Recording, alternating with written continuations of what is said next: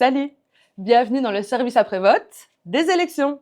Aujourd'hui, nous répondons à la question de Myriam. Myriam se demande pourquoi on touche à sa pension alors qu'elle a cotisé toute sa vie. Pour lui répondre, on appelle Ismaël Nuno, député fédéral engagé. Salut Isma. Salut Inès. Que réponds-tu à Myriam qui a peur de toucher moins de pension, de travailler plus longtemps alors qu'elle a cotisé toute sa carrière? Alors oui, je comprends le stress de Myriam parce que ces derniers temps, on a pas mal entendu parler de la réforme qui arrive sur les réseaux sociaux ou dans la presse et on s'en servait pas mal pour essayer de faire peur aux gens. Mais d'abord, je veux la rassurer en lui disant que tous les droits qui sont acquis, c'est-à-dire ceux qui ont été obtenus en travaillant et qui sont déjà gagnés, on ne va pas y toucher. On ne compte pas changer les règles du jeu en cours de route. Et aussi dire que tous ceux qui travaillent ou qui ont eu un accident de vie, on compte les aider et continuer à les accompagner et à les récompenser. L'objectif n'est pas du tout de les embêter.